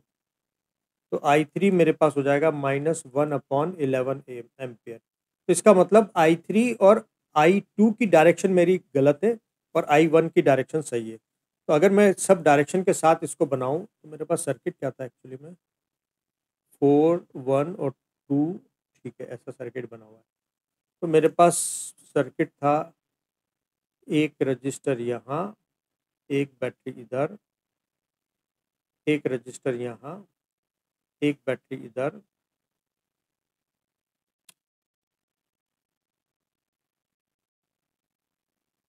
और इधर क्या था,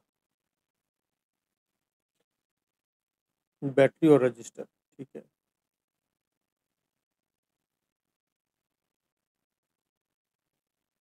तो ये शायद था 1 ओम, ये था 2 ओम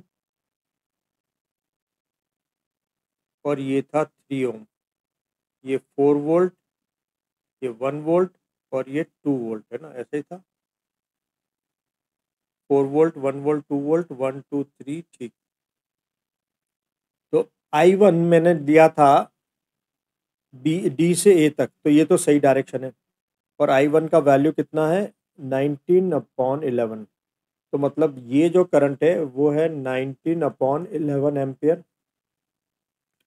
और मैंने देखो 2 को माना था सी से ए तक जाते हुए, लेकिन इसकी नेगेटिव वैल्यू आई, तो मतलब ये ए से सी जा रहा है। और 2 की वैल्यू है 18/11। तो ये है 18/11। ये मैं सही डायरेक्शन के साथ बना रहा हूँ, है ना।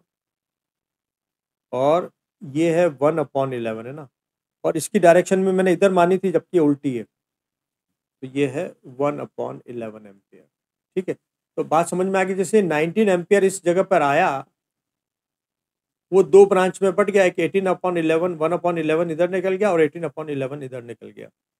तो अब मुझे हर एक ब्रांच से करंट पता है, तो मैं हर रजिस्टर के अक्रॉस पोटेंशियल डिफरेंस निकाल लूंगा। तो जैसे I1 का वैल्यू मेरे पास हो जाएगा 19/11 एम्पियर, I2 का वैल्यू मेरे पास हो जाएगा 18/11 एम्पियर, और I3 का वैल्यू मेरे पास हो जाएगा 1/11 एम्पियर। और पोटेंशियल ड्रॉप अक्रॉस फर्स्ट, तो 1 इंटू 19/11, तो ये 19/11 इंटू 1 वोल्ट हो जाएगा। V2 इक्वल टू मेरे पास हो जाएगा 2 इंटू 18/11 वोल्ट। और V3 मेरे पास हो जाएगा 3 इंटू 1/11 वोल्ट। तो ये हमारे पास आंसर आ जाएंगे और सही डायरेक्शन के साथ। एक बार आप चेक करें, यहाँ तक क्लियर है बात। एक क्वेश्चन मैं आपको और दे रहा हूँ। हमने ना वहाँ पर जो कॉम्बिनेशंस ऑफ सेल देखे थे, उसको हम किरचॉफ लॉ लगा करके भी सॉल्व कर सकते हैं। तो मैं क्वेश्चन वही दे रहा हूँ और आपको वो कॉन्सेप्ट सिखाने की कोशिश भी कर रहा हूँ। तुम जो इंटरनल रेजिस्टेंस है उसको रेजिस्टेंस की तरह ट्रीट कर सकते हो। ये एक थ्योरम है, थेवेनिन थ्योरम, उसके अकॉर्डिंग है। तो मैं अभी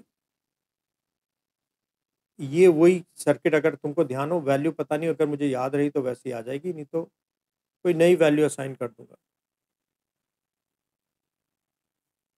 मान लो ये 3 ओम है, ये 6 ओम है, और ये है 2 ओम। ये बैटरी हम सपोज ले लेते हैं 12 वोल्ट, और इसको हम ले लेते हैं 18 वोल्ट। तो आपको ये जो 3 रजिस्टर है, इनसे फ्लो होने वाला करंट और इनके अक्रॉस पोटेंशियल ड्रॉप बताना है। तो अभी मैं आपकी हेल्प के लिए, चलो मैं अभी आपको कुछ नहीं दे रहा। तो करंट थ्रू 3 ओम, करंट थ्रू 6 ओम, करंट थ्रू 2 ओम, और पोटेंशियल डिफरेंस अक्रॉस 3 वोल्ट, 3 ओम, पोटेंशियल डिफरेंस अक्रॉस 6 ओम, और पोटेंशियल ड्रॉप अक्रॉस 2 ओम। इसको ट्राई करो किरचॉफ लॉ लगा करके। आपने ट्राई कर लिया होगा, हम चेक करेंगे इसको और मुझको बताना राइट है या रॉन्ग। देखो मैं इसको कैसे अप्रोच करता हूँ। मैं सबसे पहले वर्टिसेस को नाम दे देता, जैसे इसको मैं नाम दे देता ए, इसको बी, इसको सी, डी, ई, एफ, जी और एच। ठीक है, जान करके ज़्यादा नाम दिए ताकि आपको रास्ता पता लग जाए कि मैं किस बात की बात कर रहा हूँ। फिर नेक्स्ट में इसमें ब्रांचिंग देखता, कितनी ब्रांच है। तो मुझे नज़र आता एक ब्रांच, ये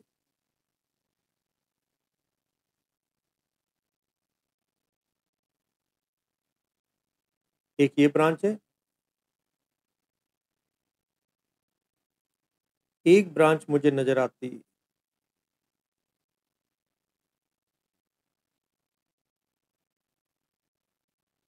ये, और एक तीसरी ब्रांच मुझे नज़र आती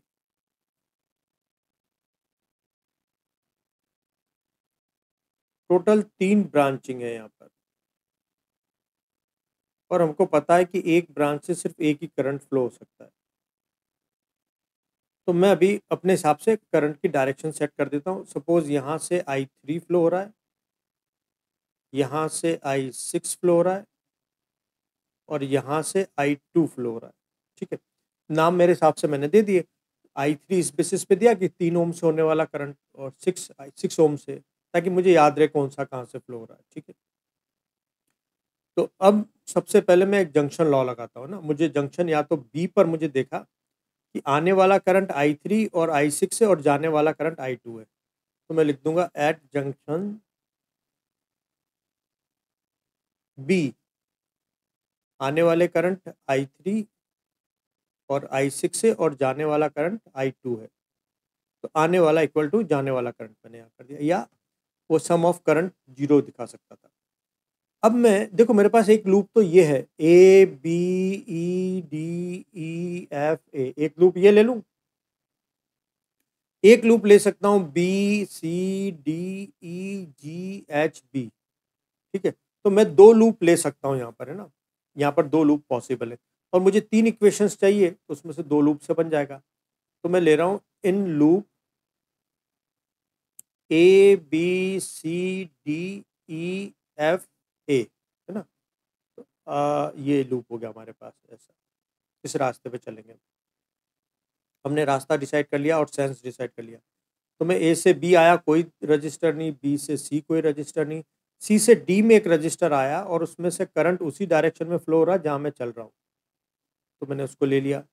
फिर मैं जब ई से एफ कोई रजिस्टर नहीं, एफ से ए जा रहा था, तो 3 ओम है प्लस 3I3, और इसमें एक ही बैटरी लगी हुई है 12 वोल्ट की, और वो उसी सेंस में करंट फ्लो करा रही जहाँ पर मैं चल रहा हूँ। ये क्लॉकवाइज फ्लो करा रही है और मैं भी क्लॉकवाइज चल रहा हूँ, तो 12। तो इक्वेशन 2। अब मैं दूसरा एक और लूप ले रहा हूँ, इन लूप BCDEGHB। ठीक है, मैं इस रास्ते से चल रहा हूँ। तो मैं पहले बी से सी, मुझे कोई रजिस्टर नहीं मिल रहा, सी से डी में एक रजिस्टर मिला 2I2। फिर उसमें मेरे चलने की सेंस और करंट की सेंस सेम है, और यहाँ पर भी वही बात है, तो plus 6I6 equal to battery का सेंस और मेरे लूप का सेंस सेम है, इक्वल टू 18। तो ये इक्वेशन 3 हो गया। ठीक है, तो ये मेरे पास 3 इक्वेशंस आ गए। अब मुझे इन तीनों को सॉल्व करना है। अब मैं देखूं अगर 2 और 3 में, तो मुझे जो कॉमन लग रहा है वो है I2 कॉमन लग रहा है, दोनों में I2 है। तो या तो मैं I3 को रिप्लेस करूं या I6 को, तो मैं I3 को रिप्लेस कर देता हूं। इक्वेशन 1 से I3 की वैल्यू हो जाएगी I2 माइनस I6। तो मैं लिखूंगा फ्रॉम इक्वेशन 2 एंड इक्वेशन 1 हम लिख देंगे 2I2 प्लस 3। I3 का वैल्यू हमने सब्सटीट्यूट करना है I2 minus I6 equal to 12। इसको हम सॉल्व करते हैं। देखो 3I2 और 2I2 मिलके हो जाएंगे 5I2 minus 3I6 equal to 12। ये इक्वेशन हो गया 4। हमने 3 और 4 को अब सॉल्व करना है ताकि हम किसी एक को एलिमिनेट करें। तो देखें 2 को एलिमिनेट, I2 को एलिमिनेट करना ठीक है या 6 को, तो मुझे 6 को एलिमिनेट करना ठीक लगा। मैं अगर इक्वेशन 4 को 2 से मल्टीप्लाई कर दूं, तो I6 की वैल्यू माइनस 6I6 हो जाएगी, और यहाँ पर 6I6 प्लस का, तो दोनों को ऐड करने पर सब्ट्रैक्ट हो जाएंगे। तो मैं क्या करने वाला हूँ, सबसे पहले तो इनको सेपरेट कर दूं। अब मैं लिखूंगा, मैं कर रहा हूँ इक्वेशन 4 को मल्टीप्लाई कर रहा हूँ 2 से, और उसमें ऐड कर रहा हूँ इक्वेशन 3। ठीक है, तो 4 को मैंने 2 से मल्टीप्लाई करना है, तो 10I2 minus 6I6 equal to 24। ठीक है, अब मैंने इसमें 3 को ऐड कर देना है, 2I2 plus 6I6 equal to 18। तो मैं इनको ऐड कर देता हूँ। ये दोनों कैंसिल आउट हो जाएंगे, ये हो जाएगा 12i2 इक्वल टू 2 और 42। तो i2 का वैल्यू हो जाएगा हमारे पास 42/12। ये किससे जाएगा, 3 टाइम्स 1 3 4 और 4, फिर 7/2, मतलब ये हो जाएगा 3.5 एम्पियर। तो मेरे पास i2 आ गया, i2 आ गया है, तो मैं i1 और i3 भी निकाल सकता, i3 और i6 भी निकाल सकता हूँ। तो मतलब यहाँ से मुझे करंट पता चल गया, i2 का वैल्यू है 3.5 या 7/2। तो अब मैं क्या करता हूँ, मुझे i2 पता लग गया, तो मैं इक्वेशन 4 ले लूँ या फिर इक्वेशन इक्वेशन कौन सा, ये ले लेता हूँ, इक्वेशन 2। इक्वेशन 2 में 2i2 मतलब 7/2 प्लस 3i3 इक्वल टू 12। तो ये 2 से 2 कैंसिल, 7 बचा, 3i3 इक्वल टू 12 माइनस 7, तो ये बचेगा 5। तो i3 हमारे पास आ जाएगा 5/3 एम्पियर। तो i3 हमें मिल गया, यानी यहाँ से कितना फ्लो हो रहा है, 5/3 एम्पियर, और यहाँ से कितना फ्लो हो रहा है, 7/2 एम्पियर। अब हम i6 का वैल्यू निकाल लेंगे इक्वेशन 1 से। तो ये एक और कोना बना देते हैं अपन, इक्वेशन 1 का यूज़ कर रहे हैं। i3 है हमारे पास 5/3,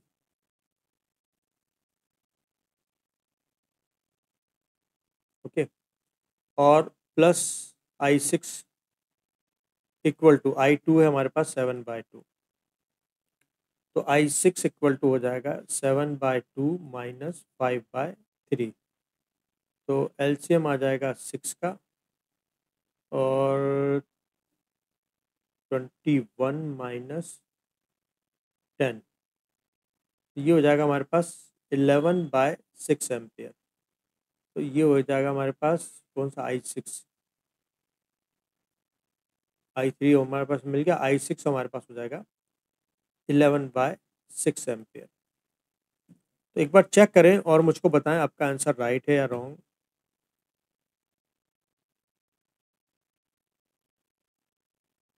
लूप एफ ए एफ, हाँ ये भी बन जाएगा, GH, हाँ ये लूप भी बन सकता है, ये मैंने ध्यान ही नहीं दिया, तीसरा लूप ये भी बन जाएगा। ठीक है, अगर ये लूप बना है तो मैं इसका इक्वेशन भी बना करके बताता हूँ आपको, इस लूप का इक्वेशन क्या होगा। पहले तो यहाँ तक चेक करके बताओ कि आपको या आपका आंसर राइट है या रॉन्ग है। आपने कुछ भी बनाए हो, करंट की डायरेक्शन और वैल्यू तो सेम आती है। तो मैं उस लूप का इक्वेशन भी आपको बना करके बता देता हूँ, कुछ अलग तरीके से लिख देता हूँ, यहाँ पर लिख देता हूँ। अगर आपने चूज किया था लूप AFGHA, तो देखो A से F में हमको ये 3 ओम का रजिस्टर मिला, तो हम इसको लिखेंगे -3i3, ठीक है, और plus 6i6 equal to 18 volt की बैटरी मेरे डायरेक्शन में करंट दे रही है और 12 की उल्टी दे रही है, 18 माइनस 12। देखो अगर आपने वो इक्वेशन बनाया तो ये बनना चाहिए था, -3i3 plus 6i6 equal to 6। ये इक्वेशन तुम बना सकते थे, नंबर 5 दे देता हूं उसको।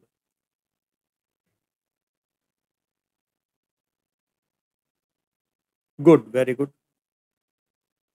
तुम्हें समझ में आ गया, अगर वो लूप भी बनाया तो ऐसे बनता है। उस लूप का मैंने इक्वेशन बता दिया। मेरी शेडो आ रही है तो मैं इसको हटा देता हूँ। देखो इसको चेक कर लो एक बार, अगर तुमने ये इक्वेशन बनाया था। अब खैर तुम्हारे पास i3 i6 और i2 के वैल्यू सेम आ गई है, सेम, तो कोई दिक्कत नहीं, तुमने किसी भी इक्वेशन का यूज किया हो। यहाँ तक क्लियर है क्या बात?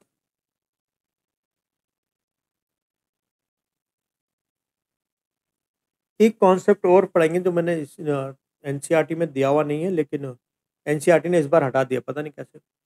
इंपॉर्टेंट कॉन्सेप्ट है, उसको हम समझ लेते हैं। ओके, तो आज की एक लास्ट कॉन्सेप्ट हम और ले रहे हैं, joules law of heating.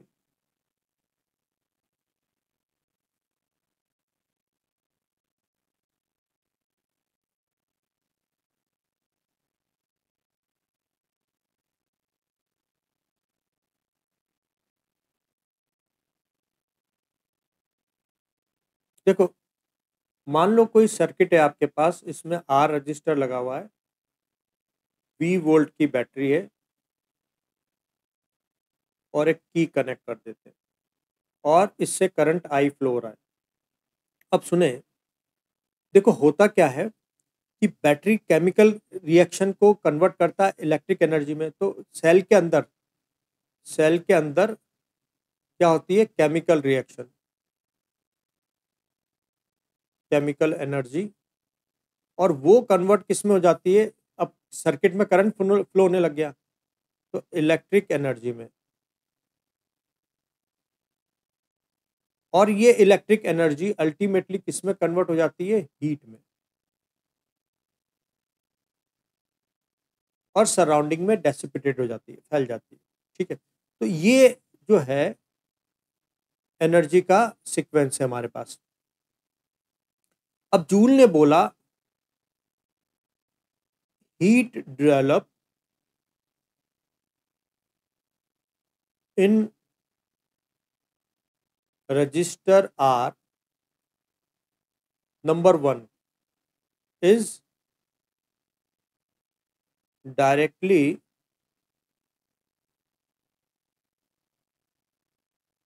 proportional to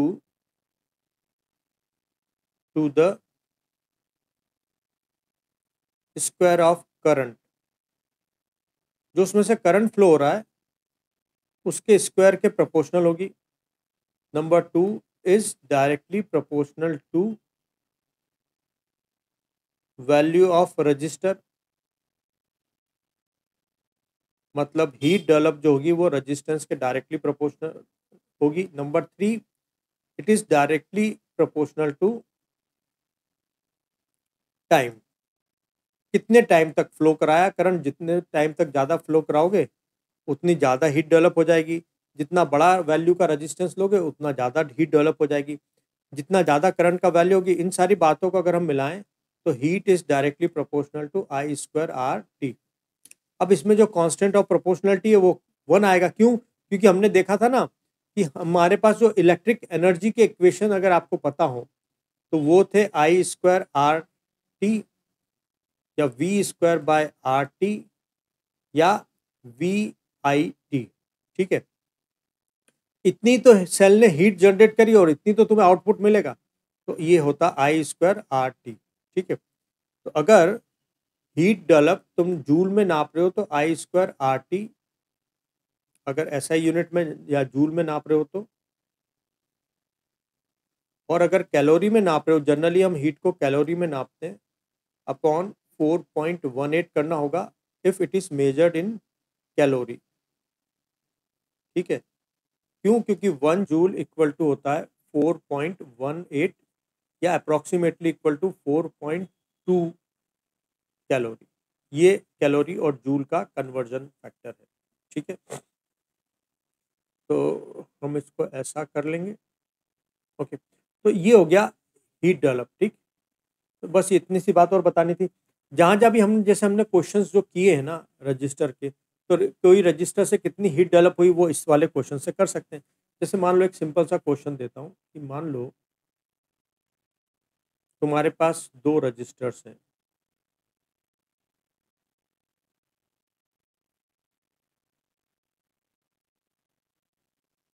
मान लो 20 वोल्ट की बैटरी से कनेक्टेड है, इसका वैल्यू R1 और इसका वैल्यू R2 है। हम ये मान लेते हैं कि 10 सेकंड में जो इनसे हीट डेवलप हुई है उसका रेशियो अगर 4:1 है, then what is the ratio of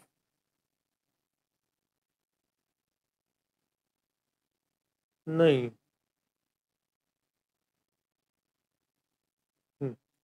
मैं ये मान लेता हूँ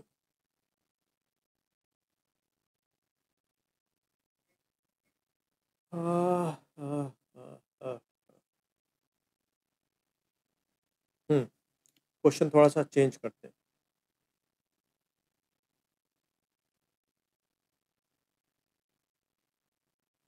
ये है R2 और ये है R3, या हम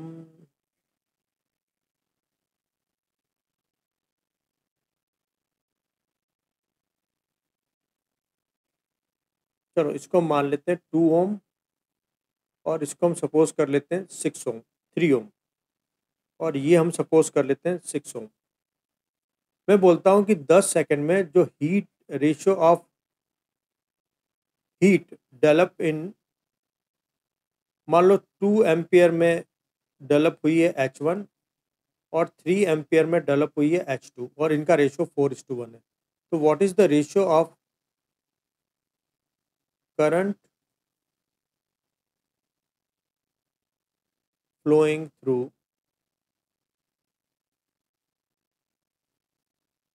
2 ओम एंड 3 ओम?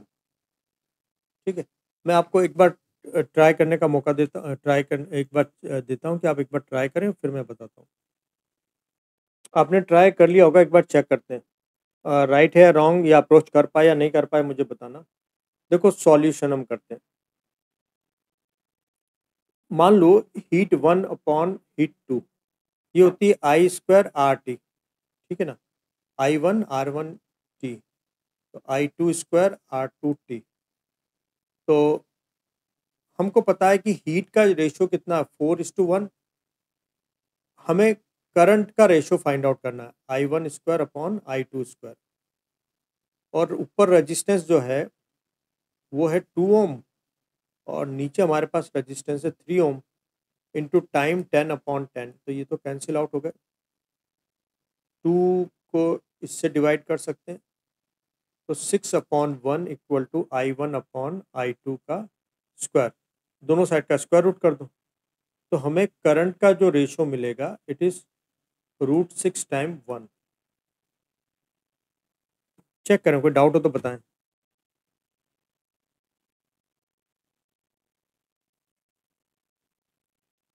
आप आंसर निकाल पाए थे तो वो राइट है या रॉन्ग वो भी बताएं मुझको।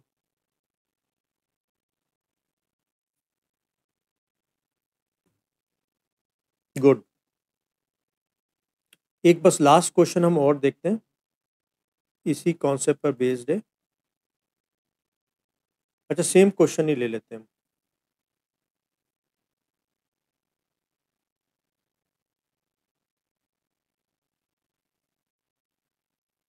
ये है 3 ओम, ये है 6 ओम, ये है 2 ओम, इसको ले लेते हैं 4 ओम, और बैटरी हम कनेक्ट कर लेते हैं 12 वोल्ट की। अब क्वेश्चन मेरा ये है, आपको फाइंड आउट करना है heat develop in 10 second in register of value 6 ओम। आपके पास 1 मिनट का टाइम है, ट्राई करें, फिर मैं बताऊंगा उसके बाद।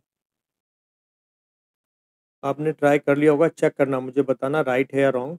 देखो, सबसे पहले हमें या तो यहाँ का पोटेंशियल डिफरेंस पता लग जाए या यहाँ से फ्लो होने वाला करंट पता लग जाए। तो हम देखते हैं, सबसे पहले पैरेलल कॉम्बिनेशन को हम सॉल्व कर लेते हैं। तो पैरेलल कॉम्बिनेशन में कौन कौन है, 3 और 6 ओम। एलसीएम ले लो, या दोनों को मल्टीप्लाई कर लो, चलो एलसीएम ले लेते हैं। 6, तो 2 + 1, 3/6 मतलब 1/2, तो ये जो पैरेलल में है ये तो हो गया हमारे पास 2 ओम, है ना। 2 ओम के साथ इन दोनों का इफेक्टिव 2 ओम हो गया, उसके साथ 4 सीरीज में है, तो इफेक्टिव रेजिस्टेंस कितना हो गया 4 + 2 = 6 ओम। अब सर्किट से करंट कितना फ्लो हो रहा है, I = V/R। V है 12, इफेक्टिव रेजिस्टेंस है 6 का, तो 2 एम्पियर। तो बैटरी 2 एम्पियर का करंट फ्लो करा रही है। 2 एम्पियर का 4 ओम से जा रहा है, तो यहाँ पर वोल्टेज हो जाएगा 8 वोल्ट, है ना, क्योंकि वोल्टेज हम कैसे निकालते हैं, IR। 4 ओम से कितना का जा रहा है करंट, 2 एम्पियर का, तो 8 वोल्ट। अब 12 में से 8 यहाँ पर है, तो बचा हुआ 4 वोल्ट यहाँ पर होगा, ठीक है। तो हमें पता लग गया कि 6 के अक्रॉस वोल्टेज 4 का है, तो हीट इक्वल टू होती है I²RT, या हम I की जगह V रख देंगे तो V²/RT भी हो जाएगी। तो V² पोटेंशियल कितने का 4 का, तो 16 अपॉन रेजिस्टेंस कितने का 6 का, और हमको कितने टाइम के लिए निकालना है 10 सेकेंड के लिए, तो इतना जूल ऑफ हीट प्रोड्यूस हो जाएगा।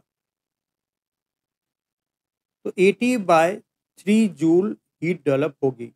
मुझको एक तो आप अपना आंसर बताएं राइट है या रॉन्ग, और कोई डाउट हो तो बताएंगे। ओके, कोई डाउट थोड़ी है। अब आज हमने वो डाउट डिस्कस करने थे आपने जो दिए थे, अब आज तो टाइम काफ़ी हो गया, तो आज हमने डिस्कस नहीं करेंगे, हम उसको नेक्स्ट क्लास में डिस्कस कर लेंगे, ठीक है। अ,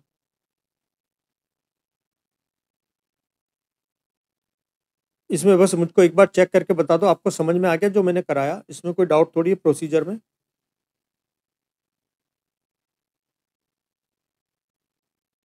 ओके, क्वेश्चंस जरूर करते रहना, एनसीईआरटी से रीडिंग जरूर करते रहना, जो भी मैंने पढ़ा रहा हूँ उसको डेली रिवाइज जरूर करना। मेरी क्लास के जस्ट बाद ही, अभी क्लास के बाद आप ब्रेक व्रेक लेने की मत कुछ सोचना, कोई थके नहीं है, इतनी जल्दी थकते नहीं हम।